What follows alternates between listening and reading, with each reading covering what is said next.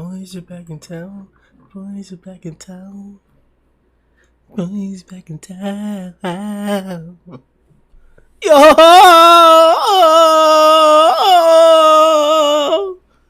Please don't tell me that's not That aside, what the hell was that? Wait, did you say the boys is back in town while you were recording? Yo. No. You're gonna get copyright claim. Just splash this guy with some holy water, man. That was horrifying. Hey, hold on. Deadass, you think I really for singing that or no? Nah, probably not. But last year you would have before they revised it. Oh, that's a cover. Nah, that doesn't mean anything anymore. Oh shit, bro. There's a lot of things that in this episode we're gonna question if they mean anything anymore. Life, the tightness of pussy. If you should like dig deep in your ear when you're cleaning that shit. Whether you should fuck with socks on. That's a proven fact. Don't do that. I would say that the vaginal tightness definitely does matter. Damn. So I think everything I said matters indefinitely. Oh, Especially if you want to hear, because you damage that eardrum. And it's like, well, that ear's just worthless to you now. all right. Well, I was trying to do a fresh transition, but you fucked me over. So let's talk about the things that do matter indefinitely, like these niggas' opinions. What's good? What y'all niggas think about 125?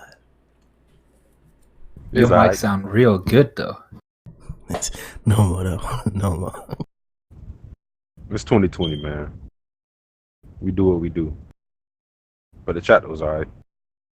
Yeah, in 2020 we can suck penises and not be gay. Whoa. Hey, that's 2021, right? Bro. 2021, bro. You're too anxious. Oh, whoops. We don't gotta wait another year. Yeah, one more year, bro. One more year before all that shit. And then it'll be 2022. Now I heard in some fucking podcast that people were making arguments that like it's sexist to not want to have sex with a transsexual or some shit like that. So like, we're getting there, bro. Just y'all niggas get your hopes soon. Like, Yeah, it's something. It's something that I don't want to say publicly because get canceled. But I will say that Young Thug said famously, "We out here smoking penises," and he's not gay, so it's okay. I don't even want to know how that works. There you go. What the rest of you guys think of the chapter? It was like short. And I get it. I understand because he did the revisions. He added in a whole bunch of that stuff, and then he did the chapter as well. So I'm just grateful that he got it out. It was nice to get us, that extra chapter, keeping the bi-weekly streak going. But, it was short. Kind of uneventful. But it's fine at the same time. Still good. Yeah, chapter was good. Short, sweet, and I got a theory out of it. That theory is we're getting a doggo in the group. So with the revisions of 123 in conjunction with 124, last podcast we discussed the possible changes and now we have them.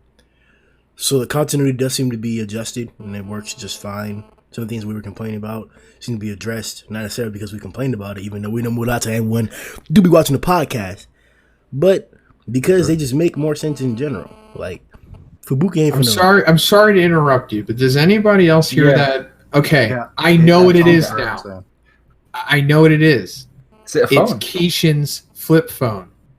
No, it's not.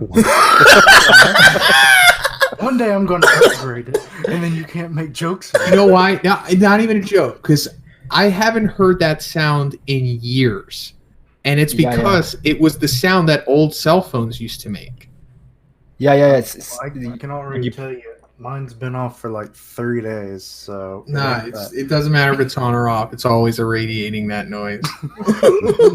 But I've been muting the whole time. No, it's because whenever you put like a flip phone or something like that near a PC or a laptop or something like that, the speaker usually makes that sound. All right, so thank you. I'm not alone thinking that. Nope. Well, can you or another one of you have a flip phone and you're just in denial about it? I think it's Grimm because he was always lighting up every time that sound was going on. So. Oh no! Grimm. Wait, is Who's it selling shit on the side? where's the sound? Do you hear it now? Yeah, it sounds good now. What about now? Basically, around what are the you time doing? we started talking about wiggling it, my mic. disappeared. Oh, You hear anything? No. nope. You sound beautiful. All right, we're good now. Sorry to interrupt. You too. That's what I was saying. Oh yeah, fuck it. Look, so the chapter looks like it's rolling now. But we got to start off with the controversy because this controversy was fuck. Crossfang versus Aura Fist. Like, it's already been stated several times throughout the community, throughout Reddit, throughout Discord, fucking in my mail, nigga. Like, oh, one in Murata, them niggas was like, oh yeah, the Crossfang's stronger. And then we get that's it. End of discussion. yeah, fuck that shit. fuck that shit, dog. This is another example where surely we can get past it quickly. Another situation like last week. Is it going to be like redraw worthy or like what is this? Because this is not impressive. Nope. You got don't the chapter. think Crossfang is impressive?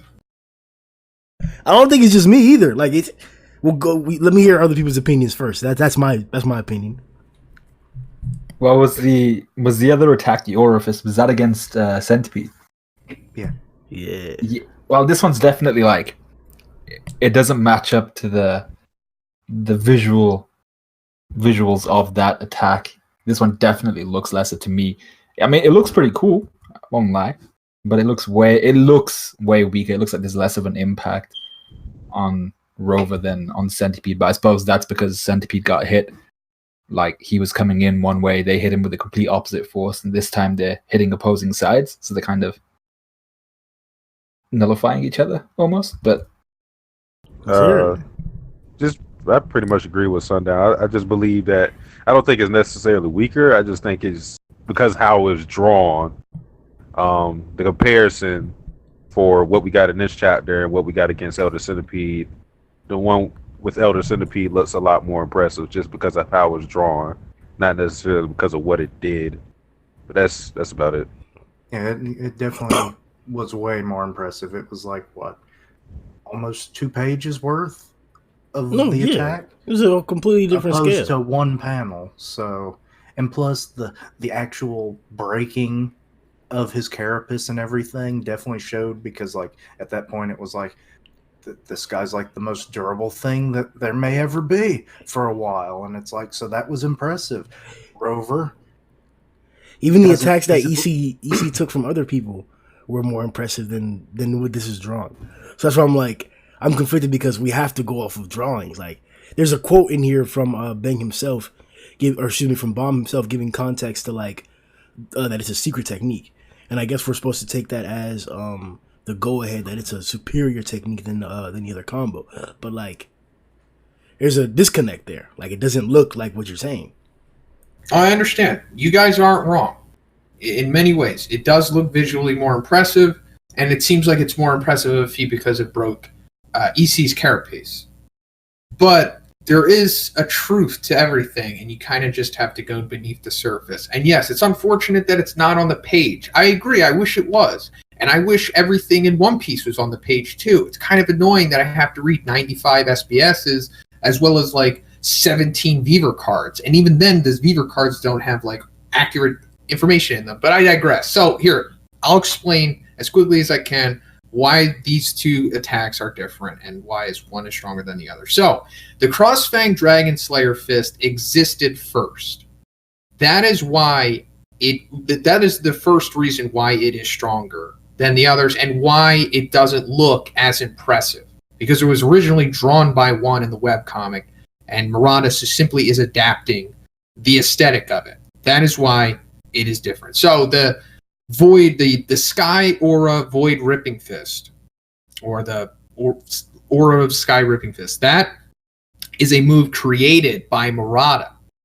Murata made that move so that Bang and Bomb could do something to Elder Centipede.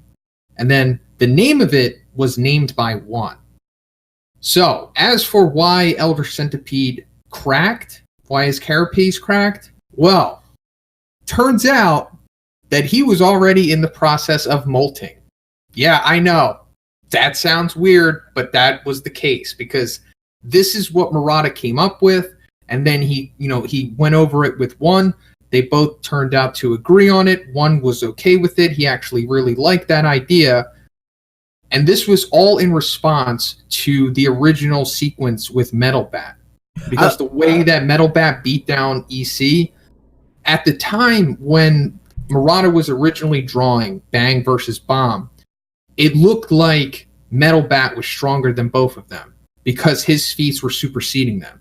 So in order to fix the power balance, Murata came up with them doing the Void Aura Ripping Fist and them cracking his carapace, but also the hidden backstory that the carapace was going to crack anyway because he was already in the process of molting, and them breaking it was just helping him. And then, like I said, he went over it with one liked it, and then we got what we got. I've heard the molting, the pre-molting carapace thing before, vaguely, but are you trying to allude that like Metal Bat is the initial catalyst for the molting? No, he's not. It was going to molt regardless if he met Metal Bat or Bang It Bomb. The Void Aura Ripping Fist is in response to Metal Bat. And also, let me also say that it specifically said that it is not stronger than the Crossfang Dragon Slayer Fist. It's one stage below it. That is like the translation that was said by Murata. And that was so that it didn't conflict with the Crossfang Dragon Slayer Fist, because one wanted that to be the ultimate move. The thing is, I have no problem with any of this. I just want it to reflect in the drawing.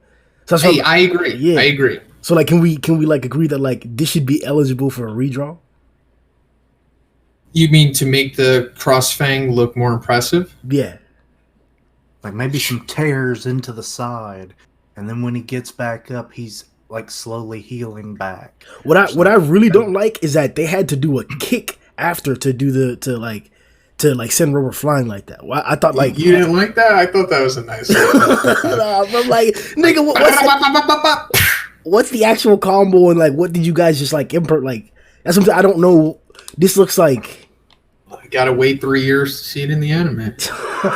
Nah, hell nah. No, but there were other cues as well. Like for the what was the Aurora Fist? Is it the one against Elder Centipede?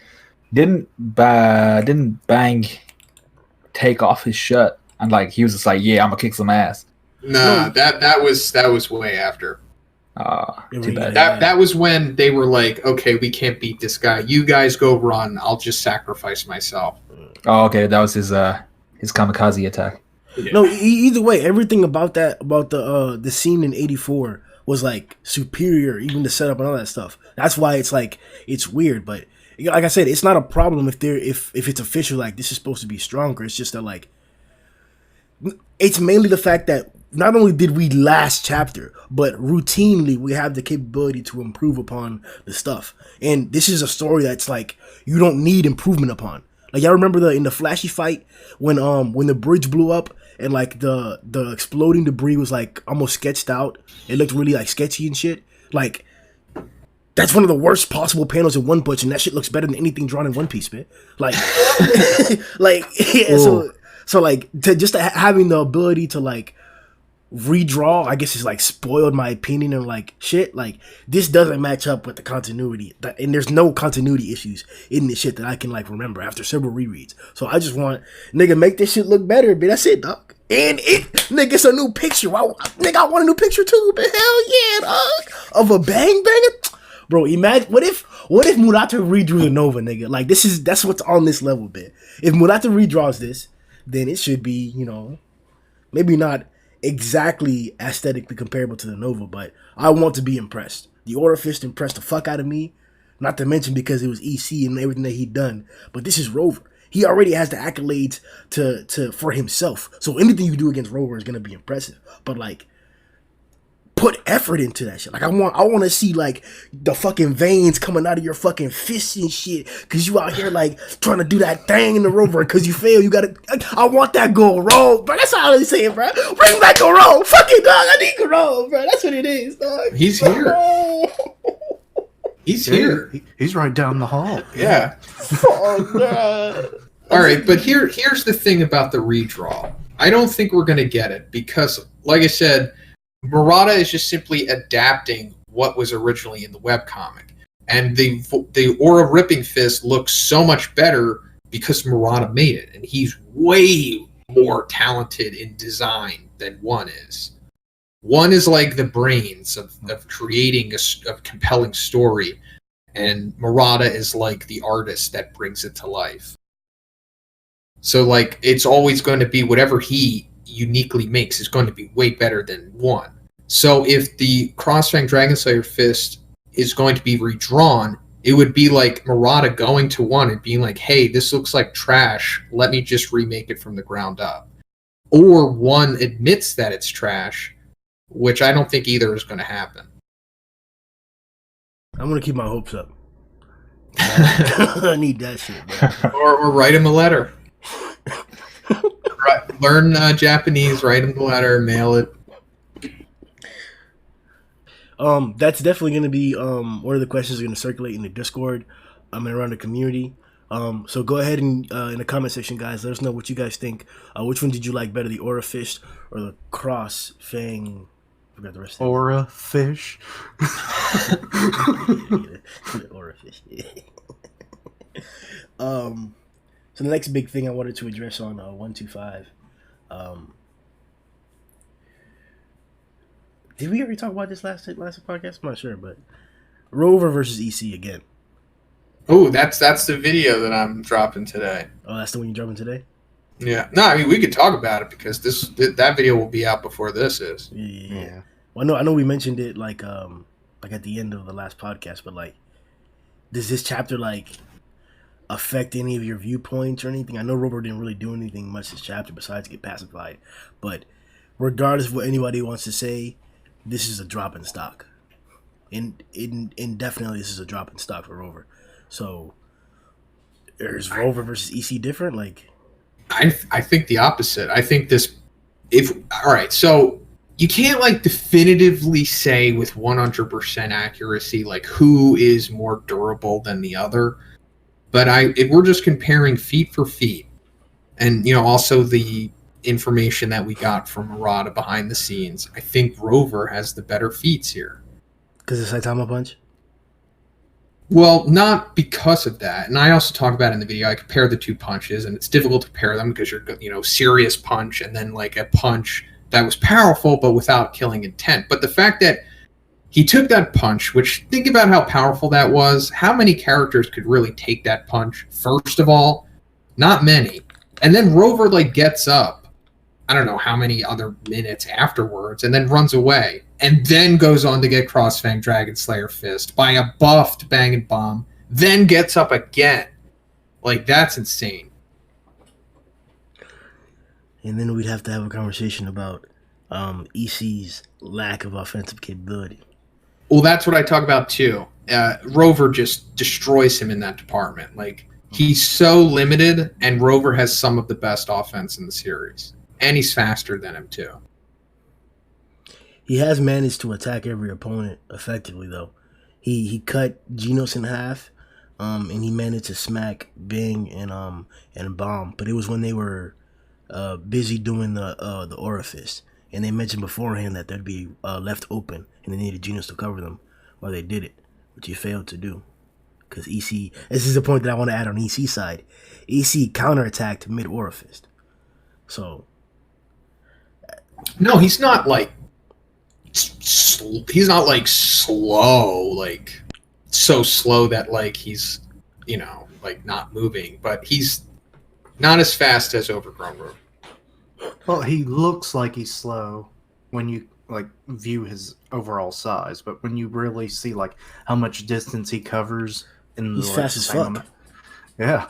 Yeah, for as big as he is, he moves very fast. He was dropping when he first popped out from the ground. Like, yeah, no, he has speed feats actually. Yeah, the incineration cannon that Gino sent after Phoenix. Like, EC popped up out of the ground after it was shot, and then he caught it midair. So he can move. Yeah, he can move pretty No, fast. he's like I'm saying, he's not slow, which you think like a being of his size would be, but he's actually pretty fast for as big as he is. But I would say that Rover is still faster than him. Rover chased that nigga down through the entire cabin bit. Like, Ro was running for his life. I'm gonna have to roll with my bad. My internet went out, so I had to leave for a little bit. But I'm probably gonna have to go with Rover. It's so difficult because I don't think just spamming those blasts that we've seen Rover do is going to be enough to break down Elder Centipede's defense. But at the same time, we already talked about it. I don't think Elder Centipede has enough offensive abilities to take down Rover, and Rover is looking like a damn tank too. So that can't be disputed. Like before, when I first saw Rover, I was thinking like, okay, he's more offensive oriented, but no, this motherfucker he keeps getting up from shit that should be putting him down. He's an overall juggernaut. So yeah, so like overall, all his stats are just high. So I'm just gonna have to give it to Rover off that alone. But there's the advantage of Elder Centipede is just his size and the fact that he can like go through the ground and whatever. It's just like Rover's kind of limited in how he can attack him a little bit, but yeah, that was ultimately what I came down to. Like, EC has a size advantage and he has regeneration too, because like when Genos blew out his insides, he like regenerated whatever damage he took from that. And then I was just like, okay, well, Rover can just infinitely spam those things. It was never really stated that he has like an endurance issue or like a cap to how many he can fire off and it's an amount of time. So he could just shoot him forever, I guess. And then I guess it'll eventually just beat EC. I mean, I don't know, because like Metal Knight's missiles didn't do anything. Genos's incineration cannon didn't really do anything. But Rover's blasts are way more powerful than those, just taking a guess. I mean, I try to compare them, but we can only really like see the area of effect. And it can vaporize demon level monsters, so that's pretty impressive. But I just think in the end, he's obviously going to be hitting EC with these because he's a huge target. And I said even if he did burrow underground, he's just going to chase after him. He's going to be like, oh, I guess I lost him. Like, he's not going to be blast. Well, the other part that so the blast themselves, like, all right, niggas gonna call me a Geno's fanboy or whatever, but like you already know, I adhere to pictures a lot more than anything else. Geno's let off some cannons on him. I'm not saying that the barrage beams or whatever that he was throwing, it looked like barrels as he was running across EC's back.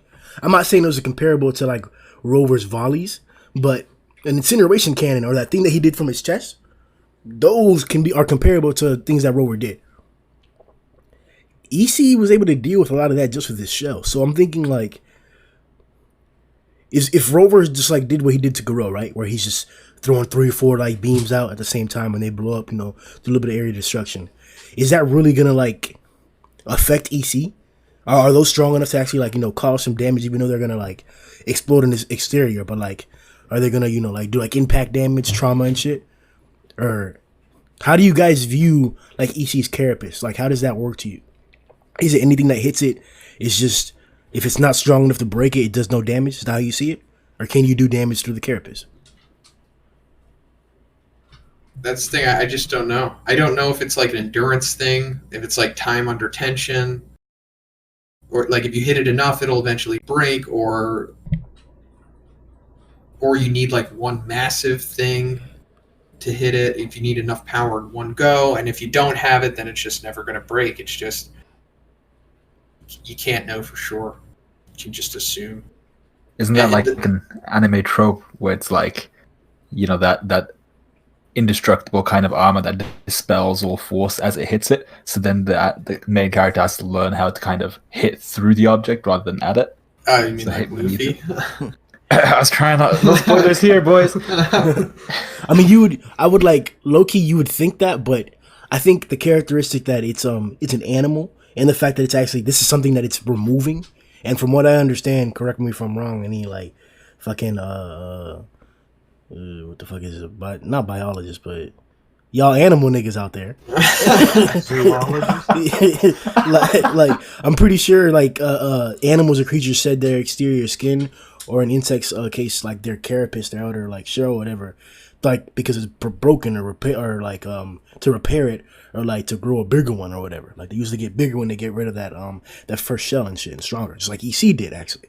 So well, they do it the whole time that they grow because that is their skeleton. Yeah, exactly, yeah. So you would think that it'd be one of the first example that Zhoniin meant, where like you continue to do a certain amount of damage to it, and like that material can only hold out. It will have accumulative damage compared to like if you take a sledgehammer and you hit like a brick wall in the same exact spot, it'll start cracking. But if you throw a football in the same spot, it probably won't start cracking ever. Like it probably like ever.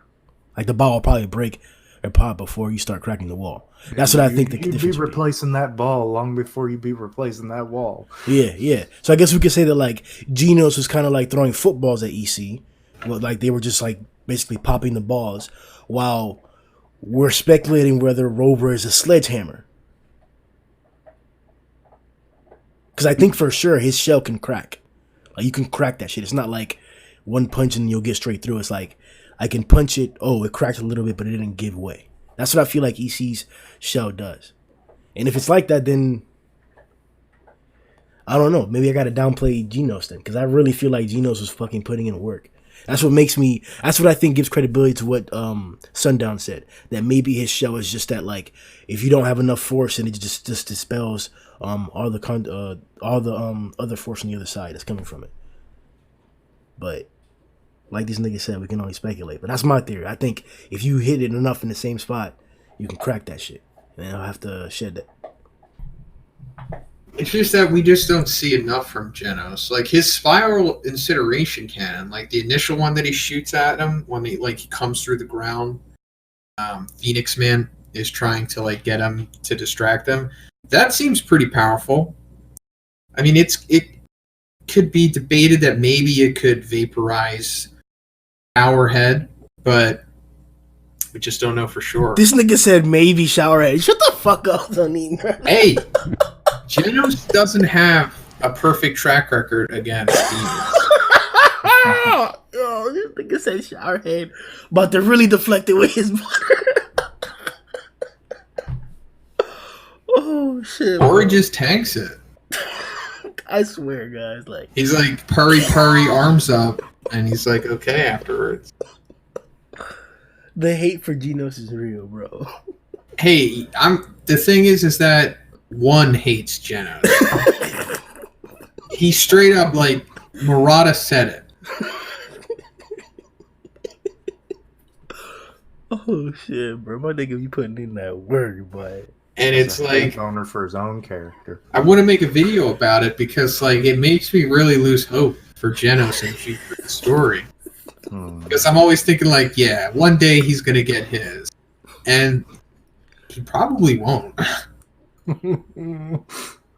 Like think about it, like in like Dragon Ball Z and stuff like that. There's some characters that just never have their day. They're just always bitched around. Basically, everyone pre-Z. Yeah. Especially by Super. Well, no, but the thing is, what's funny about Dragon Ball is all the characters that became irrelevant in Z, like Yen, Yamcha, Krillin, all of a sudden they became relevant in Super and got power out of nowhere. Oh, motherfucking Roshi. And then it was totally used up and worthless. I mean, like, still, but the fact that Roshi and Krillin, and fucking 17 became as strong as a god, and they were Strong? fighting in the Yeah. tournament in the tournament of power. I'm just like, wait, what? And it's never explained like why 17 is as strong as he is. But here's the real thing. We're talking about Roshi. Roshi in the manga of Dragon Ball Super starts doing Ultra Instinct to Jiren. And it's What? not like a gag moment, it's like a real thing. And he's What? like teaching Goku at the same time. It's like, watch what I'm doing, Goku. This is your final lesson. What? Yeah, I swear to you. Roshi? Yeah. Yeah, in the middle of the fight and everything. It's like you just do. The wasn't- strongest fucking dude. And he fucking dodges his shit, no problem. He wasn't even as strong. Like, if Radix would have fought Roshi, he would have slapped him up and killed him with no effort. Yeah. What the fuck? I did It's enjoy that crazy. chapter, though. That was a really good chapter. Because it had a lot of flashbacks to all of Goku's masters and how like they layered together to make him what he is now. So there's some more dynamics that occurred in 125 are going to be interesting to explore, not only today, but in later discussions and in later developments as they progress, involving the new Fubuki group. In the previous podcast, Zoe mentioned that Saitama is the motherfucking leader of the group, and fuck anybody who says differently. Hey. The wiki calls it the Saitama group. It ain't the new Fubuki group. It ain't the Blizzard group. It ain't the new Blizz. It ain't nothing. It's Saitama group. Fubuki That group. is that is a new Fubuki group. Yeah, I wrote that wiki, bro. Fuck out of Well, here. Fubuki's technically not even in it. The That's the sad part. Fubuki- Saitama group is just Saitama, King, Bang, and Genos. That's a subdivision of the. Oh yeah. That's a subdivision of the new Fubuki. Yeah. It is. But so on a serious note, one of the more interesting dynamics amongst the group is that some don't know about the true power level of others. It could be even stated that this is an instance where that dynamic is going to evolve even further. I want to point out that I think that Fubuki believes that King or Saitama, before this chapter 125, were the strongest in the group. Now, but she has never seen King in action, and she's only seen a lower end of Saitama's casual. She's seen also maybe a more extended edge of Genos, but she seems to have a different opinion of him. She does respect his S-class ranking. And she does respect the S-class ranking of Bang as well. But she had trouble realizing exactly how strong Saitama was in their initial encounter. There were even some times where, like, after that, she was talking about the dynamics that, like, why are you, like, talking, or why are you here, some shit like that. She was amazed that, like, some of these strong niggas were around Saitama. She's really adhering to the whole rank thing. So, does Fubuki think that Bang is stronger than Saitama now? Yeah, that's very plausible. Yeah, it's possible. She still doesn't think that he's the strongest. She thinks that he's S-class level, but, like, still believes that there's quite a few above him. She's a strong believer of the ranking system. Bang is number 3, so Saitama probably not above Bang, you know? But she thinks, like, a My Mask is stronger than Saitama. Well, we're already fully aware that she's not completely clear on everything and kind of delusional to certain facts.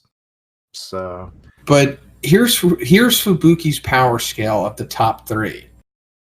Blast is without a doubt the strongest that there is. And then it's like King and Tatsumaki after that. Oh, I mean, that's wrong as fuck. But that's probably 100% how she sees it. But that's wrong as fuck. I mean, that's what Fubuki says in the data book. Because King the strongest, nigga. Well, I don't know. I haven't seen him going against Blast yet. You got me fucked. You got me fucked up, Zhoniin. How many niggas you seen beat monsters without touching them, bro? Tatsumaki. Damn, all right. You good? You got me. A better example would say, how many have you seen die via fear? And there was only one. That is King. He's the only one who has killed a monster via fear. How many of them niggas that you seen out there in One Punch can get their dick sucked by Tatsumaki? What? There was only one, and that is King. There it is, nigga. Hey, you guys been reading different chapters to me, man. Yeah, I haven't read that hentai yet. You gotta read between the lines. Yeah. How many lines my chapter got, bro? You gotta look at her facial expression. So this is also another chapter where we're gonna be updating the Fubuki gallery. The angles were exquisite, like nigga. I really love the comedic edges too. Like the first one where she's like turning quickly and her mouth is gone, her eyes are open. Speaking of, like, like, bro, that shit is like so, like, that's it, bro. Then the other one where like, you kind of like have her face chibied up a little bit with the lines where her nose is at, and she's like, I mustn't miss this opportunity or whatever. Like, bro, like that shit was it, bro. Like, that's what we need in chapters. Like, we need Rover and Genos and strong niggas and blasts and swords and Fubuki. That would be the best chapter with 50 plus pages. If we got that every like 2 weeks, bro, fuck, bro. Like, I'd have to pay for it. I'd have to find a way to pay for that shit. Like, on time too. Like, we'd make a fucking GoFundMe for that nigga, and like, until he contacts us, he ain't getting that money. But when he do, that nigga getting all that shit, bro. Chapters upon chapters of titties bouncing and shit, bro. Like, let me stop ranting and let me hear what you niggas thought about the different angles of titties this chapter. Oh my god, man. Oh lord, man. That panel where Fubuki is looking at Bomb and then she says magnificent job. Oh my god, man. Bro. Lady Charm in that one. Man. Look at Bomb's face. Like, God. That nigga really. He's like, what the hell is she doing? Likewise, young lady. Man, Bomb. Hey, man. You already know, man. Get you a little pill, man. Yeah. You know what to do. Do your thing, bro. Oh, in there, yeah. No, that's crazy, bro. When she hit that pose, bro, I'm like, oh no. Yeah, they look fantastic. It's just, too bad, disappointing lack of ass in this one. bro, come on, relax, bro. Damn, bro, get your ass out the ass. Damn, You mean get my head out of the ass? I never would. No. Get your ass out. Bro, like, come on, man. Like, this is. We'll get it No, next they look chapter. fantastic. They're fucking perfect. You can't ask for a better pair unless you're like, have a certain kink and you like them at like a specific size. But this is like the ideal set of breasts. But look at the width of the thigh, my nigga. Like, below her like hand when she has it on her. Bro, he even put the indents on her fucking side where her hand is. This nigga's a god, bro. Why do y'all read other stories? Like, fuck, just drop that. Because there's trash. something that needs to be filled in the 2 weeks. Yeah, I was about to say, it's like there's a lot of time in between chapters. We'd go mad. Bro, like, Nah, I'm gonna say it, bruh. The best Fubuki panel was when Rover gets back up Oh, and they're all shook. Oh yeah. I can just see Fubuki turn around like, oh, what the fuck is this shit? Yo, shit, bro. Yeah, like he somehow went out of his way to make her like as unattractive as he could make her. I actually like that though. Like I like that. I like that they did that. Like seriously, I like that they did that because it feels like Fubuki isn't too cool to be drawn a certain way. Like, you know, we see these characters in the stylized, like, well, it's not really like one style, but you know, like in the comedic light, we're seeing characters. We always see it with Saitama. We see like Tatsumaki in her little chibi form sometimes. It just feels like Fubuki is like a part, like really, really a part of One Punch Man because most of the time she's not drawn like that. So, you know, There's a Yeah, duality. yeah. Fubuki kind of reminds me of like a toned down like Hancock. Like she's not like Hancock obviously is way more like narcissistic and braggadocious than Fubuki is, but you know, they both have that vulnerableness to them and like insecurity as well. But Fubuki just has it more balanced than Hancock. Damn, bro, this nigga said vulnerableness. Like Zhoniin got hard whenever Fubuki dropped down in front of Saitama. Like, oh no, he's too much. No, I was just hard the whole time. I didn't get hard. That's why you can't do live reactions. Yeah. Oh shit. No, but it was definitely exciting to see Fubuki like her reactions to the situation. I don't think we actually addressed the situation though. I think I don't know what the fuck I heard you say. I feel like I'm connecting this to you for some reason, but were you the one that mentioned her something about her like discovering bomb? Like being the first to discover bomb? Who? Nobody said that? No. Oh well, I feel like somebody said that in my comment section. Yeah. No.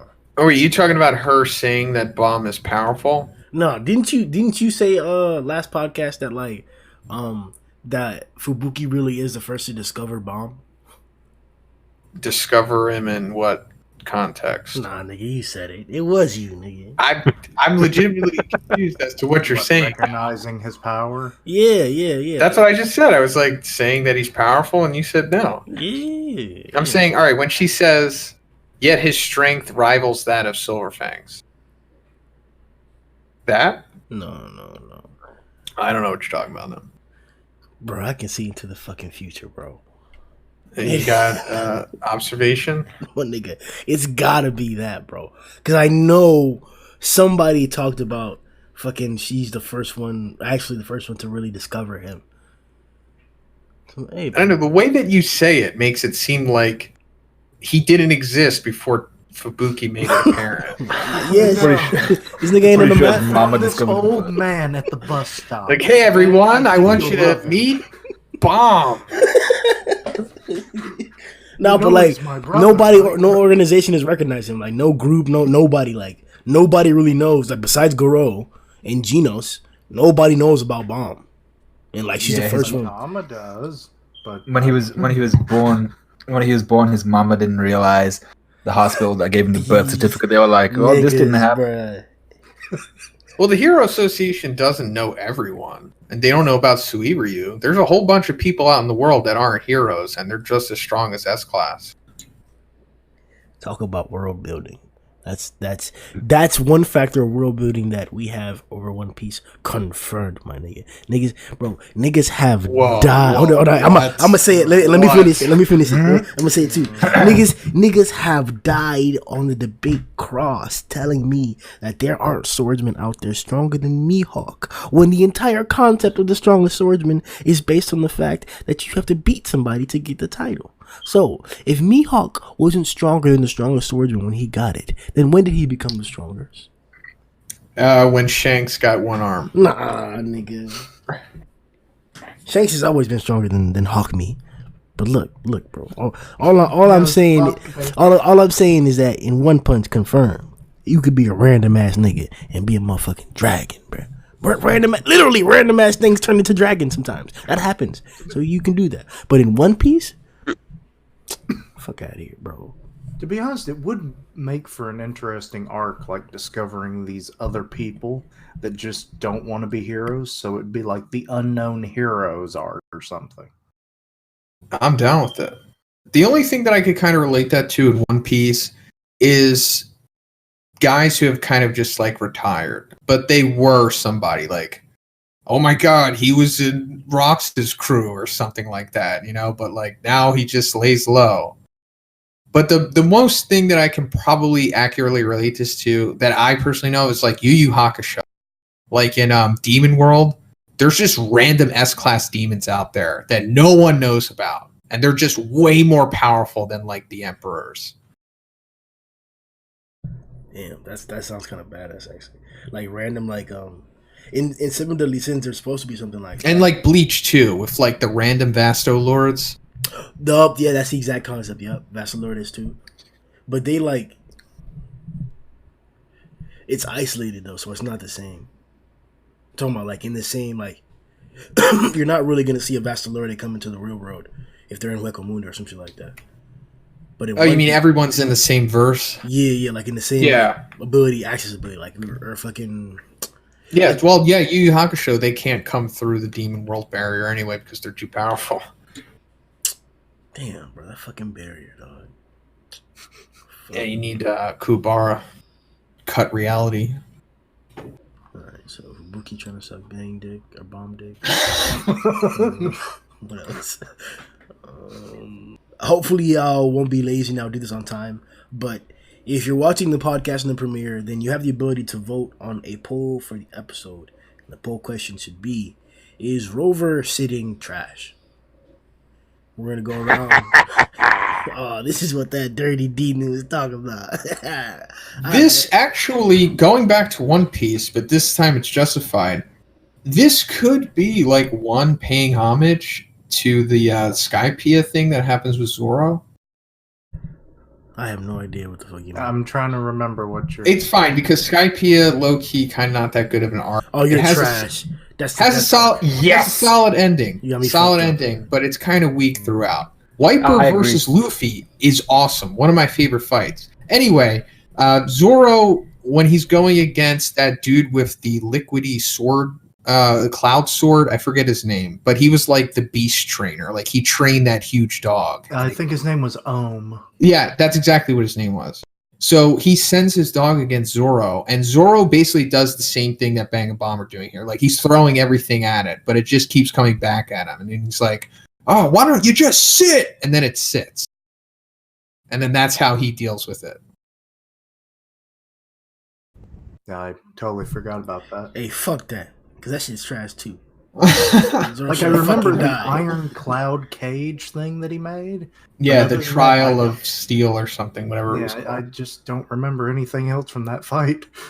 Bro, Satsuki was so good. You're tripping, bro. Oh, and now? Nigga. And now? Stop! No, I love him now. He's awesome. Oh my gosh, right. And then the cloud. He's still Inaru to me. 4 kids have... No, I like the Viz. I think that's the Viz too. It's solid. I just feel like they wasted that fruit on him. Alright, but Well, hopefully he comes back right. He's got to. Good. oh no, for sure he Well, is. Yeah, well that's- heck, you've heard that theory that like moon-looking thing that Capone ran into? Like, that started, like, raising his ship out of the ocean? yeah. Oh yeah. I mean that too, but I'm just saying it has to play a part in the end game. The thing is, we already saw, like, I don't want to get into a One Piece discussion, but because that's a very credible theory, but we've seen, like, Capone now, and they haven't mentioned that or referenced that at all, so I'm waiting to see more of that. But, Satsuki, lead the way, my boy. Rover being told to sit is not trash. It is underwhelming though. And the reason why I was laughing at your ass, Grimm, before What the we fuck? did this podcast is because I had this this is the same shit. I had this same issue with the Phoenix Man fight. And then niggas was like telling me like, yeah, get over it, basically. And I was like, okay, good, fine. And now we in the same spot. Same spot. Oh shit! But are we though? I mean, It really is. Somewhat. Yeah. Just like the Goketsu spot 2, yup. It's like the Orochi spot 2. Literally, it's get over it. It's gonna be just like that. That's all it is. Goketsu was a hard one to get over. Still to this day, I don't think I'm over it. Yeah, I know, bro. This nigga be fucking us hard, bro. I think it's underwhelming though. Like I understand it. It's just the reason why I don't believe it's trash is because this is going to already be said, but we already got the chapter with the Drive Night information about Rover is submissive to stronger opponents, and not only that, because people were in my comment section like bitching at me. They were like, Saitama trained him, and I was like, okay, nigga, I get it. Fuck. I was just live reacting. Yeah, I think that is. We should address that actually, because I think I think we should explore that, because I don't believe that Goro is stronger or he's currently stronger than Rover, and the fact that these attacks aren't like debilitating him whatsoever is also telling me that like Bang and Bomb need to do a lot more to like get serious in this fight up against Rover. So I think we should explore the possibility that Saitama is what trained Rover to sit. No, Saitama is, because what I believe is not the attacks that tamed Rover. It's literally just the command of them saying sit. Because up until that point, it looked like he was about to attack them again. But then when Bang said sit, then that's when he literally just obeyed. But of course it didn't work with Garo because he wasn't stronger than him. So Rover's like, bitch, fuck you. But it's like it's the same thing 3 times in succession. He gets hit and then he's told to sit. So now he's just been like conditioned to do it. And then also like what you said with the info that Drive Night gives to Genos. But that still doesn't clear up like about the second part of this. Has to be, we have to identify it. Is it that because they're hitting him and they're saying sit, that he's now trained to sit, and that like now if you do one of them big boy attacks one time and say sit after, that he'll just chill out and you relax even though you're not going to get into a fight, and that's how you disengage Rover and not kill him? Or is it that when Saitama said fucking sit and hit him, that he learned that when people say sit, it's that you sit? Well, it's probably like a respect thing, because obviously he's like a super powerful monster. If you hit him hard enough, then he'll respect what you have to say. It's probably like the former of what you just said, Grimm. It's definitely a succession. Like, he learned what the word sit was from Garo. Didn't associate it at all because it wasn't, big enough punishment in the training. And then when Saitama did it, he was like, oh, these things go together. I'm okay. But then, he was knocked out. He might have sat then. Who knows? And then Bang didn't even have to touch him at this point. And then as soon as that word was uttered, it was like, oh, I associate this now. I'm going to do it. Because it takes a while for dogs to learn sometimes. They're not quick learners all the time. But they can be. All animals can be. That's the whole... That's Have literally... you tried to train a cat? Have you ever... You haven't tried to train a cat. Have you ever encountered an alligator? No, we don't live in Florida. No, I'm just saying, like, that's what I mean, though. Like, in a life or death scenario, you don't need to do it 3 or 4 times to learn that, like, oh, I'm not going to go by that lake at night and just stand there by the corner and get water. It only needs to happen one time. So an animal encountering a big-ass fucking hit that fucked him over, put him to sleep for a second, and he said, sit, that could be the scenario that was like, okay, now if I hear sit, I'm going to just relax. Or... as you guys have pointed out, and like I say, at the end of the day, it doesn't matter. He's going to sit regardless, but we're just exploring how we got to that point. Or it could be the other option that we mentioned, that like they're hitting him and saying sit with big boy attacks. So he's going to listen to that shit. But Mhm. yeah, it's up to you guys, viewers. We explored. Oh, besides Sundown, what do you think, sir? I was cool with it. I mean, like Satsuki said, I was pretty underwhelmed. Would have preferred to have just seen Rover get clapped. But yeah, really underwhelming. But I'm okay with it, and I think it is more along the lines of Saitama absolutely wrecking him, knocking him out that one time, and PTSD from the word "sit." This time he's thinking, "Yeah, I'm a sit when I get hit." Sit or We- hit. We could see I'm this a coming because we talked about this last podcast.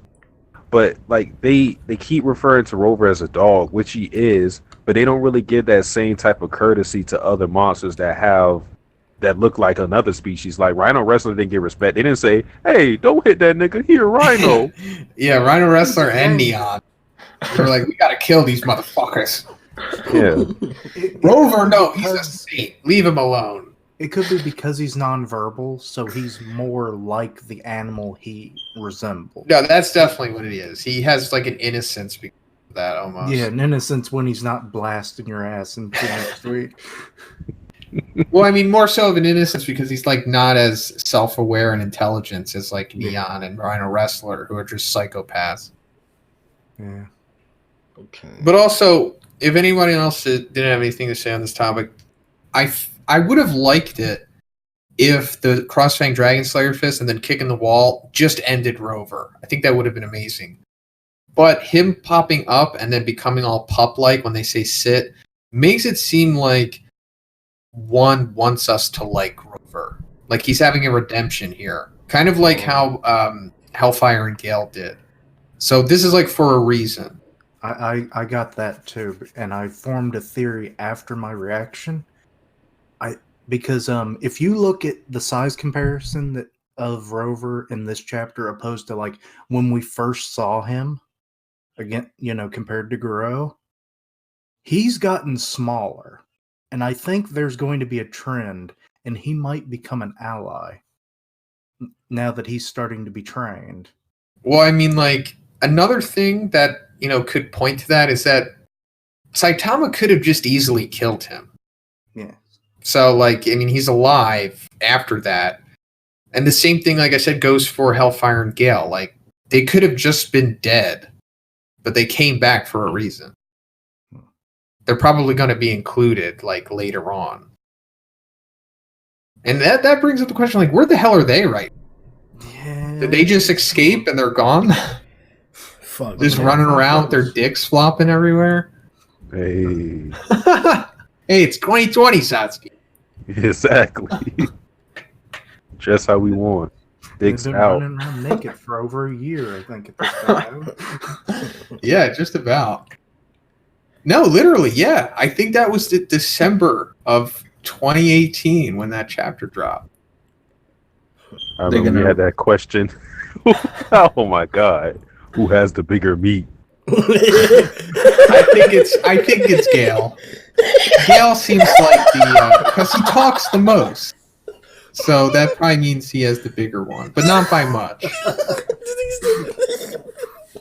Oh, you talking Wait, about Zhoniin? What was your reasoning? Yo, What was your reasoning for Zhoniin- it, The Because he's Aryan. Yo, yo,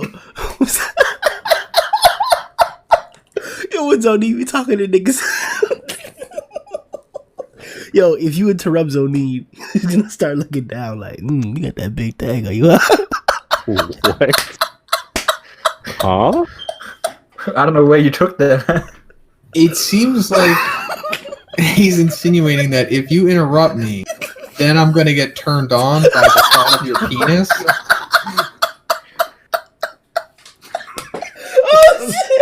Oh god, this is getting worse by the minute now. Oh shit! Hey, look, this is 2020, bro. We don't judge. You don't fucking talk over Zhoniin. Or I'll get aroused. He's from Australia. He'll show you where the heat comes from. Yeah, I live in fire. I live in the fire. No, that's fucked up. Too soon. Yeah, apologies, Australia. Support Australia. Shit. Shit's on fire. In the most literal way possible, sadly. Ugh. I know, no, that shit's really fucked up though. Like I've got it so good here, just being, not have to worry about everything around me burning down, and then it's like that shit's fucking serious as fuck. Occasionally, tornado here for me, but that's The sky Yeah, falls. when I get snow, maybe. It's like, oh, now I gotta shovel snow. And the water tries to drown you too. You've got alligators and crazy people in Florida. Yeah. You have Florida man and alligators. no. If there ever was an American monster that like went to Japan in the One Punch universe, it would be Florida man and part alligator or some You think shit. it'll be a dragon? You think it'll be a dragon? Right? It's like, I'm Florida man, I'm always pissed off and scaly. And I'm high on something. And I don't know what. They just give me shit, and I just scoop it off the street and just eat it, and then I just black Said, out. scoop it off the street. What the fuck, bro? Just scoop it off the street. It's like I see a dealer. This nigga smoking doo-doo. And I just black out. With a butt ass naked. I black out and then I see my face on the news. I don't know. 3 weeks later, I'm like, am I in prison? You can't hold me. Bite through the bars. All right. So, in a moment, we'll be addressing the greatness of probably what can be called a top three or the top three spectacle of this arc so far. Whether we want to point it out or accept it or not, Tazumaki's fight is going to be, or has been, or is in contestant for a top three fight in the arc so far. So we're gonna skip her for a second until we get to the rest of it. But Saitama, Flashy, and Toilet Monster. This is turning into Filler. It's the happiest we've ever seen Saitama. I'll take it. This is like a One Piece filler anime episode. I kind of wonder what that's going to look like in the anime when we get to this point. Like, Oh, they're how gonna much- love it. They're gonna make a whole episode out of this. It's like Toilet Chan in the magical mine cart. Some shit. Wait a sec. How is Grimm not absolutely like jizzing all over the place when we saw that vertical shaft, bro. that hallway? Bro, Who the hell is building these damn things? Good lord. bro. Subterranean. Gods, gods are, bro. Like, Yeah, that It's looks like- amazing. Like you ain't tweet about it, you ain't saying nothing. Is this real Grimm? like he's just like, I don't know, bro. It's just like, it really was filler. That's probably why. Like, I'm not gonna lie to you, bro. Out of like the past like 3 to 4 chapters, I have not been looking forward to Flashy Saitama shit. Like, I'm like, fuck, it's taking up stuff. But I'm glad it's here. I know in a reread, when it's all together and I can take my time and not worry about anything, or like later on in the future when I want to reread it again or whatever, like, it's gonna be fucking badass. It's what makes the story. It's the fucking leisure time when the crew's on the boat in One Piece and shit. It's shit like that makes it serious. It's when fucking the new Fubuki group is out there chilling and shit in Saitama's apartment or whatever. When niggas are walking down the street coming from the grocery store and shit, commenting and shit, where you see a badass bitch in the background. It's the shit like that makes this series. So I'm okay with this here. And we got this badass monster who's out here scheming up against two dragons, boy. A dragon and a god plus bit. Like, and he out here scheming up against them? Come on, bro. He So that thinks monster Saitama is just like fodder. pig fodder, bro. And hey man, like that whole like maybe understanding how strong Saitama is impedes your ability to do your best up against him. Like, you'll be too scared and shit. So maybe Toilet Monster not knowing is the best thing. Maybe he's gonna pull out some strong ass shit. I just realized something. He looks like Mike Wazowski. Oh yeah, he kind of does. See, but aren't you excited about where they're gonna end up though? Like it's fully filler at this point in time. But and I think the unanimous decision that they're moving away from all the fighting. I have no idea at all. I really don't know. That's what it seems like, if in terms of like writing wise. So that's what it felt like to me. Like they were moving away from everything. I think.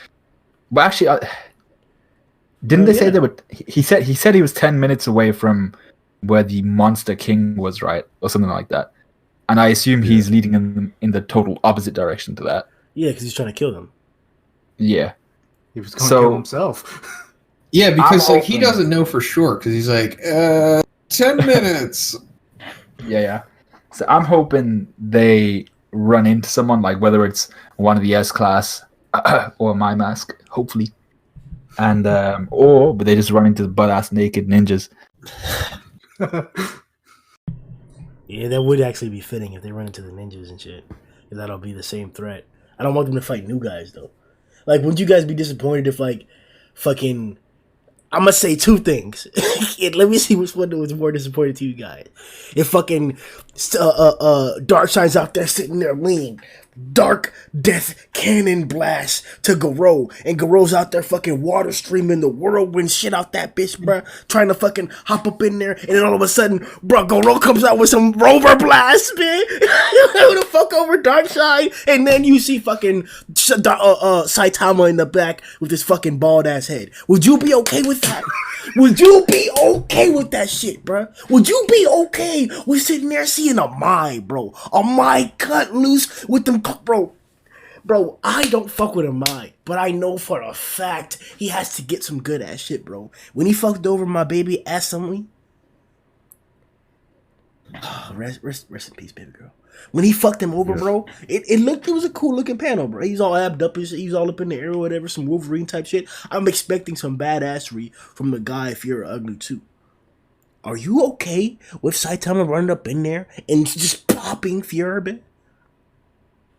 No, I'm Oh, not no. okay with it, and that's exactly why Flash and Saitama are doing this because they're too powerful and they need to be benched for a while. Yeah. It's kind of like Flashy Flash is still fresh, I guess, because he didn't really take damage from that fight, so he's still good to go. And Saitama is Saitama, so the Yeah, fact that they're giving on the runaround or whatever, I'm okay with it. I generally don't want to see it really, but it's fine. like Flash just soloed 2 dragons and Saitama killed Orochi and punched Rover. So it's like, all right, you guys need to chill out for now. Let other people do some shit. And knock down EC and kill Goketsu. You piece of shit, bro. Fuck that nigga up. I guess we'll just throw it out there.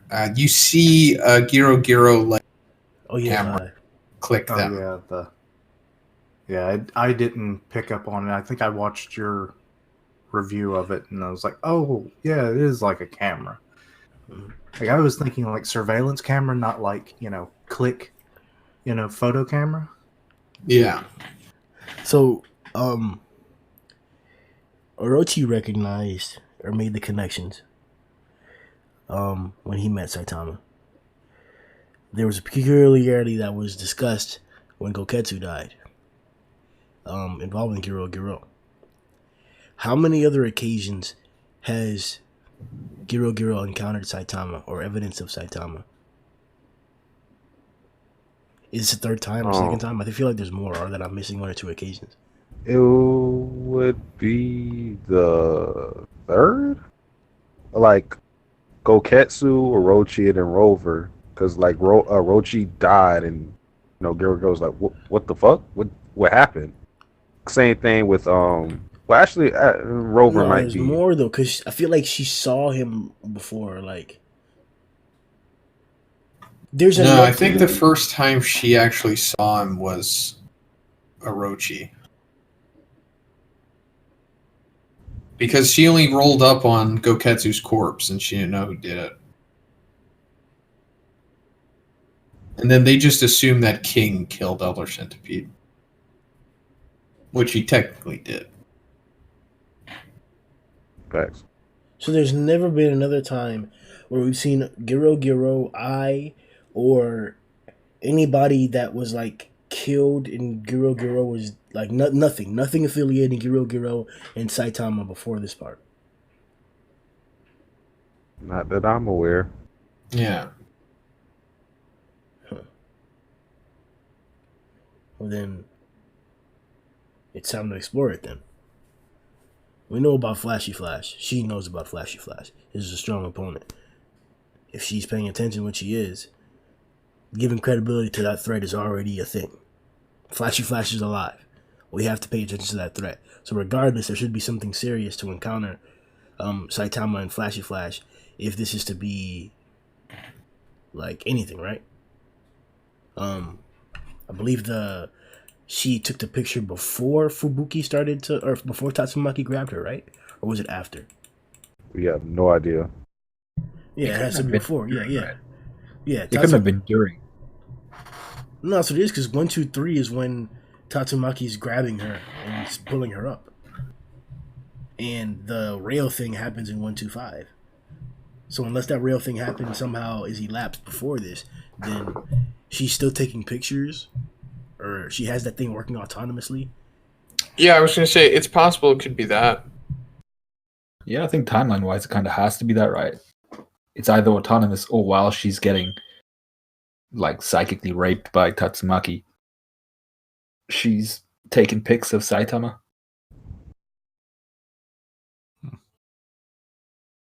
I don't know. It's always hard to know the timeline of things because we jump around so much, and sometimes there's no real points of reference. So, Well, let me give you this point of reference. In the Hero Association, there's also somebody among the officers who expected very strong monsters who could make the S-Class heroes struggle. Still, the reason why he was so confident in the battle power of the strike team was her. The S-Class rank 2 hero, Tornado of Terror, was participating.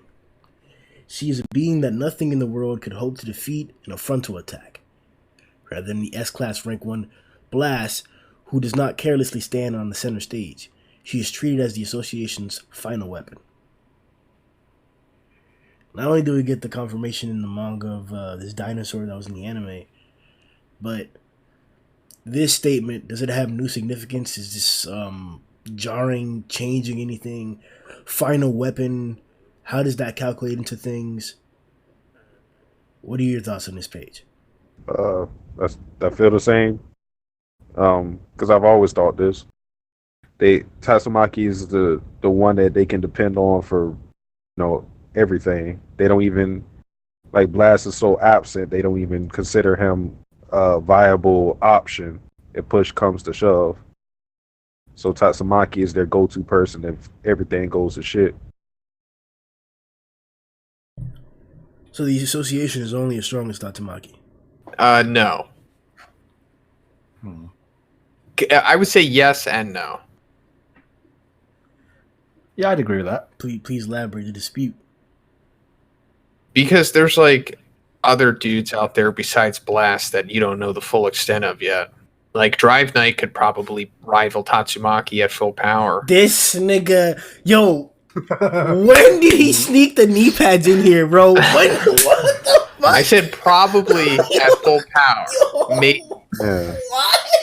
It could, maybe not. Yo, don't ever tell me that I suck on Atomic Stick. Hey, there's about, I would say, 6% of the fan base that think Watchdog Man can rival.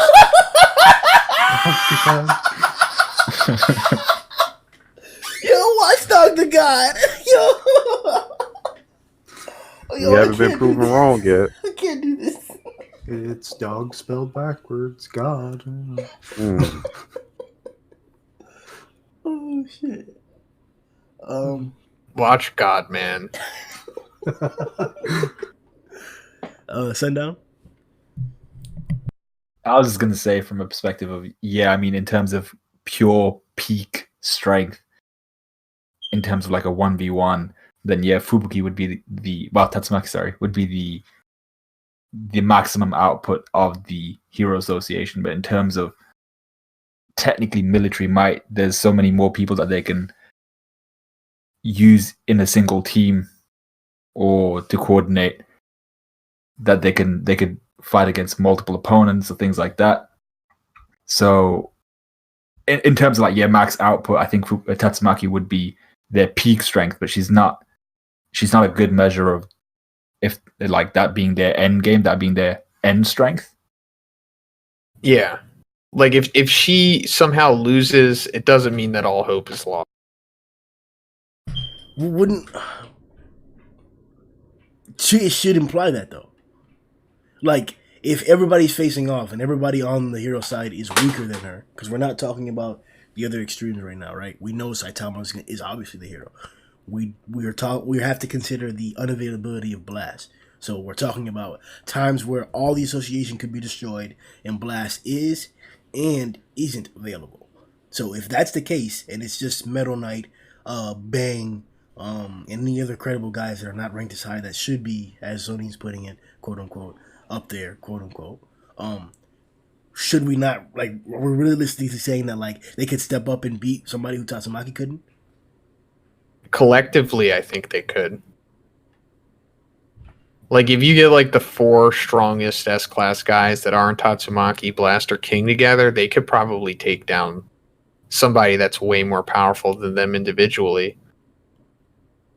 If you get Darkshine, Flashy Flash, and Drive Knight together, they could probably fucking maybe take down I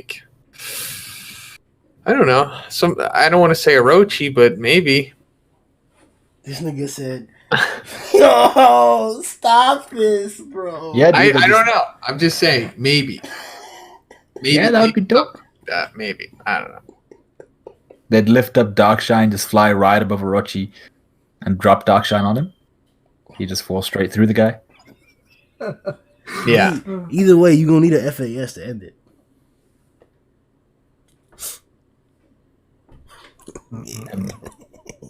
An FAS? Yeah, FAS. What the hell an FAS though? Yeah, I'm trying to figure that one out too. See, I'm a little bit scared because Grimm's just chuckling in the back You gonna need that for sure. That's that thing. Just casually drop it. Just don't even. I don't even know what it is, and I don't want to Google search it. Yeah, I'm kind of scared. So I mentioned it before, and you guys didn't really, and you guys didn't necessarily hop on it or dispute it. So I want to say it again to see if you guys have different feelings. And all the fights we've had so far in this arc, please rank them from top to 5 off the top of your head. And is Tatsumaki versus Giro in there? All fights, any fight. All fights in this arc. Please rank them from 1 through 5 off the top of your head. And yeah. Can't do that. I can't. Man, y'all got to toss up some fights and just. Man. I'll say this: Zombie Man is my favorite fight, so that's number 1 for me. Then I say Phoenix Man, Child Emperor. Number 3, Garo versus Rover / Orochi. That's up there. What else? What else fights do we have? Black Sperm versus Atomic. Oh, skip that. He said, "Ew." Take that. We'll go back. We'll go back. That's in reserve. I feel like there's got to be something I like more than that. Flashy Flash. Yeah. So Flashy Flash versus Hellfire Flame and Gale Wind. That's number 4. 100 eyes on and then number 5. That Puri Vakuma fight, bro. Hold on now. Puri, he was kind of nice. I like the Atomic Samurai better than that one. But I don't know. Is there another one that was really nice? Darkshine didn't he body someone? Who was it? Bug guy. You know it. That was like Stupid bug guy. I mean, there's like the Nyan Yan, but I like honestly I like the atomic one. I know people may get mad at me for that. I like the atomic one better than the Nyan Yan. It wasn't a So- full-on fight. I'll give the atomic one number 5 until I think of something.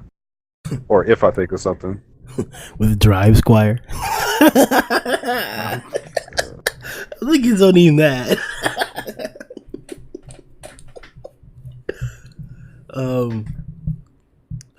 Kishi?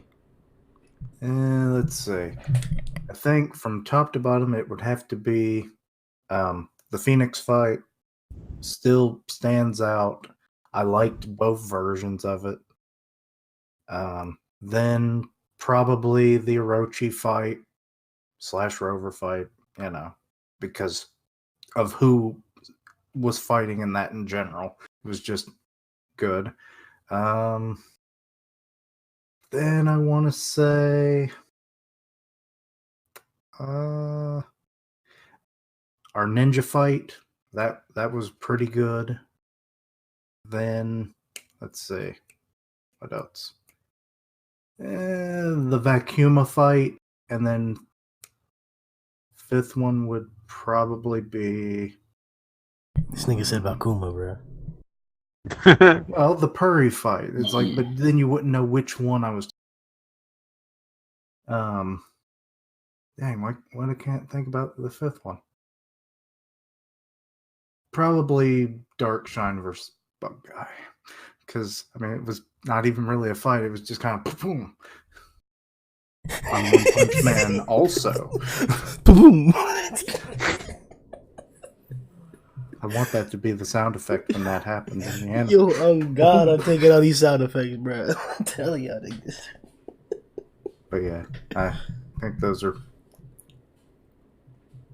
It's probably not a definitive list. It's just what I'm thinking about at the moment. So just strictly fights. I guess like Flashy Flash versus Hellfire and Gale was pretty spectacular. 100 eyes. And then Drive Knight versus Neon was pretty great too. And Child Emperor versus Phoenix Man was great. Big facts. Garo versus Orochi was fun, even though it was decided to beat down. And then I don't know.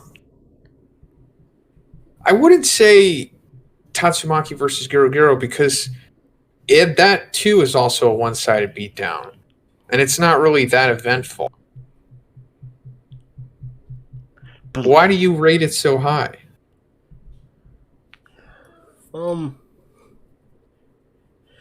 It's really the diversity of the attacks, and the fact that like they have to be of high potency because of who Tatsumaki is. In order for you to threaten her, like it has to be strong. So like, and these are powers that like you guys have all mentioned in particular that have advantage or that have a lopsided attribute, beneficial attribute compared to other shit. Like so, like regardless of like how I want to like or how much I or how little I care about Gero Gero, like she's strong, and I have to consider her the possibility of saying a high dragon because of all that she's done. Not only because it's two Tatsumaki, but because it's so diverse. Like we talked about last week, that like she's turning niggas into like fucking cubes and shit. Like she's fucking like putting up force fields, shooting lightning. She can fly. She can manipulate different things at large distances simultaneously while she's fighting or doing other things.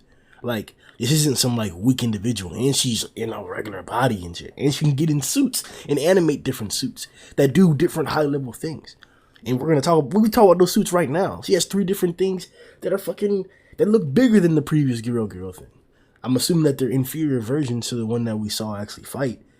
But she also mentioned she can repair them and suit them up. So we could be seeing a different one of puppet them's too. made from Orochi. It's like a female Orochi on the top bit of that panel. That one reminds me of that monster we saw in the zombie fight.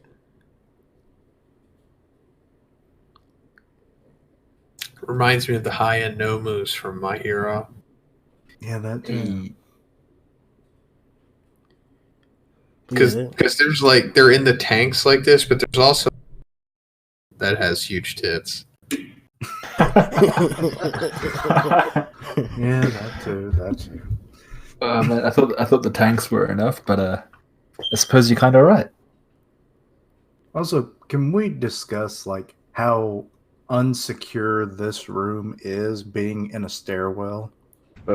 Sure. Yeah. Like, you know, kind of like the joke about Darkshine just kind of like being dropped in. Like, say that were to happen, this room would basically be obliterated. And Well, I suppose she's lucky that nobody else is that durable, or nobody's dropped down. Yeah, I mean, like, ain't nobody gonna walk that many flight of stairs. I mean, sure, she probably has some kind of a barrier or something, but it still seems highly exposed. Because, like, if you have like good enough eyesight, you know, especially with all the weird powers that this series can come up with, like, you just look down the shaft and be like, I see shit down there. There's a glow. Well, is her room like open top? Is it directly below the staircase, or was the staircase just showing the general No, yeah, direction? that's exactly how it see is. the Yeah. staircase. This is a very odd room. Like, this is like a big, like a tube. They like fucking put something at the bottom of a tube. That's what it is. Huh. Stairs down all the way down to the bottom of the tube and shit too. Yeah. I could see Saitama like going down the stairs, and it's like, huh, what's down here? Oh, I see something glowing down there. Also, I still take that line of the, like, I'm going to make a new puppet. She could very well be talking about a new Orochi. That's why I make that line about the female Orochi in the tank. What if that's not just a psychic meat puppet, but is actually a new Monster King? Yeah, I hope so. I really hope so, because that would just be so satisfying to see like 3 more guys pop up that are around Orochi's level. It seems unlikely, considering Orochi's backstory and how it's like so extremely rare to be even able to begin to create somebody like Orochi, and the fact that she's just sitting on 3 extra ones, it seems a little unlikely. Yeah, I feel like that was in direct correlation with the puppet thing, because she like the puppet had just been pulled apart and shit too. Like, that's what I'm thinking. But either way, if some more Orochi niggas come in, I won't complain. Actually, another point. Okay, she looks basically the same as she did in that flashback when she first met Orochi. What if these were the original ones, and then she just stumbled upon a better project? It was like, well, this one's already way off the charts from what I'm already developing. So, like, these have been in development possibly for years. It's possible, but then they wouldn't be Dragon, because she said that whenever somebody got to Dragon level, they died. Yeah. Bunch of failed experiments. I'm just trying to come up with all the different possibilities of what this scene could. No, I know. I want it. I want these guys to be like close to Orochi, and they all like give the S class more opponents. It would be awesome, but it just doesn't seem like it's gonna happen. I mean, I honestly doubt that we even see these guys come out of the tank. Probably And not. they just die without ever like or anything. It's just their variety as well. You've got the multi-arm looking thing with like the split arms. Then you've got that whatever that tentacle face thing is. Then you've got the 2 over here on the bottom left. I think those are more of what you would think would be the meat puppets. Because like also remember that this wasn't in the original. So that means it probably wasn't in one's like notes and templates. So maybe Murata just added this to beef up the visuals of that chapter, or he forgot to add it, and it was originally. Yeah, let's go to the poll questions and then pick a question and then answer it. All right. Someone asked a question. will that monster take Saitama and Flashy to Orochi's corpse? It's weird because I don't know if the Orochi is going to be in the same place they fought. So I doubt it. I doubt it. Yeah, I doubt it too. This one is aimed at you, Grimm, by my boy Sourceman Uhu. What the fuck? He says, "Is your smile and overhyping attitude a fake layer to hide your crippling depression of Atomic Samurai getting wrecked every time he's on screen?" Bro, what the hell, bro? Thank you for your question. Grimm, would you like to answer? You should answer. I will answer in Grimm's stead. He can agree or disagree. I would say yes. Yes, it is. He's going to shout his ass off and he's going to laugh at everything. But deep down inside, he still remembers that Black Sperm was jerking off Atomic Sword. All right. Yeah. Uh-huh. Piece of shit. All right. So this one's from Gambindo. He says, Atomic, Pig, Child, Flashy Flash, and Zombie versus Gums, Sperm, Evil Natural Water, Rover, Phoenix Man, and Homeless. I got the latter. Yeah, I got the top too. Yeah, it's got to be the monster team, right? No, it's got to be the Atomic team. No, nigga, I say I'm going with the latter. No, y'all niggas are wrong. Gums versus Pig. Phoenix Look. could keep reviving body even if they die. Look, nigga. What? Listen to this team. Gums versus Pig. We already see the outcome of that. Black Spur versus Atomic. Okay, even if you want to say Atomic is going to win that fight eventually, right now we see that nigga's winning. Evil Natural Water.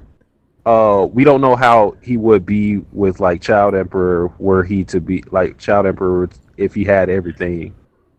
He fought against with a Phoenix Man. So, that's like we don't know. Rover? That's fucking overkill. Rover is killing Flashy Flash and Zombie Man. And then they added Phoenix Man and Homeless Emperor? No. Fuck no. All right, well look at it like this, right? So you got Flashy up against Gums, right? What? Stop. All right. Yeah. Flashy up against. All right, go ahead. He would eat his sword for one. No. He's fast enough to get around that, so he's taking care of that shit. Atomic up against Sperm because that's the only person who got the FAS, and then that nigga like it's the only person who can compete against that. Like, what is Zombie gonna do? That's what FAS. You got Child up against the Water, but he got Brave now, so it's gonna be a whole different. No. We can't do that. Fucking right. Yo, they super handicapped us, man. They only gave us 1, 2, 3, 4, 5. Y'all niggas got 1, 2, 3, 4, 5, 6. Fuck, bro. There's some more nigga, but it makes a big ass difference.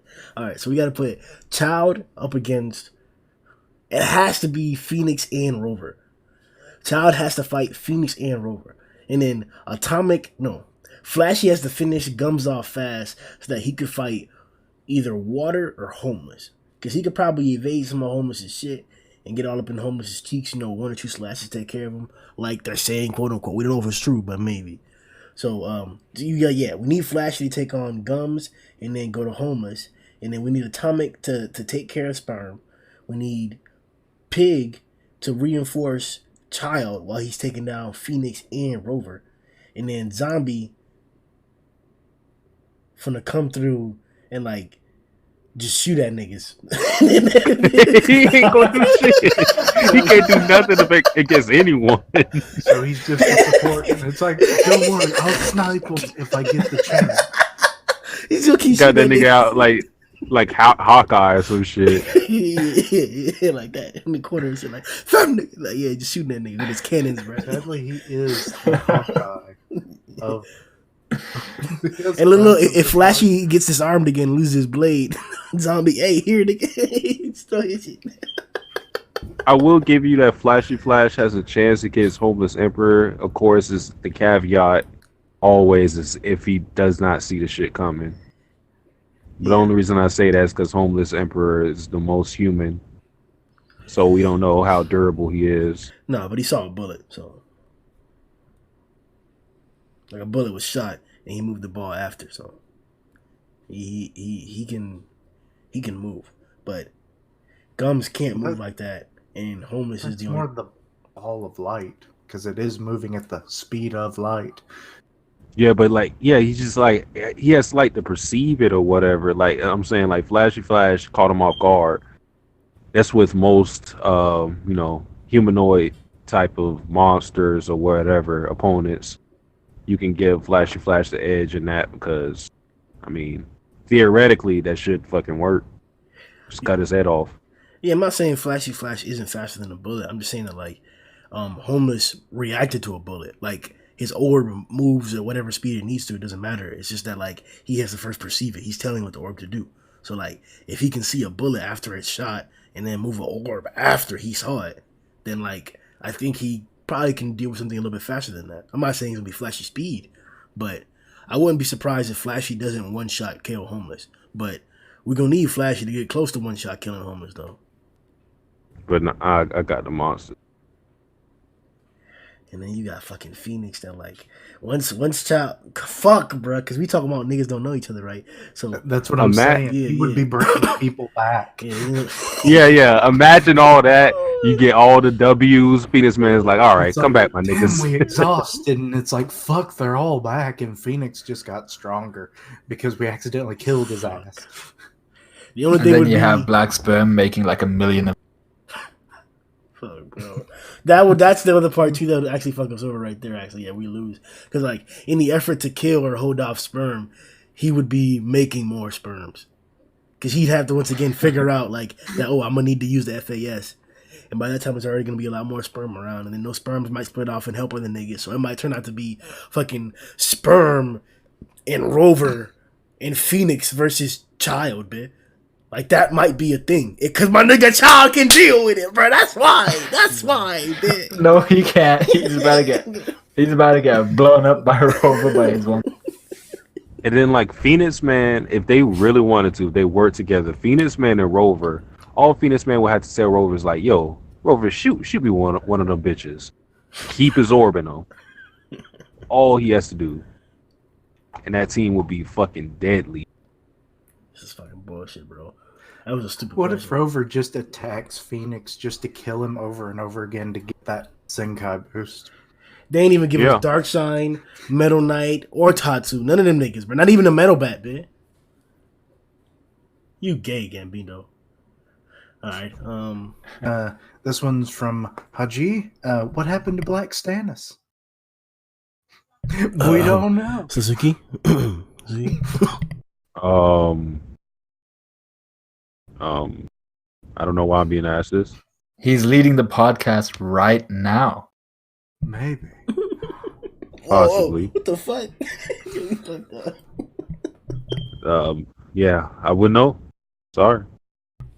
Alright, guys, that was it for this week's 125 podcast. We addressed a lot of points.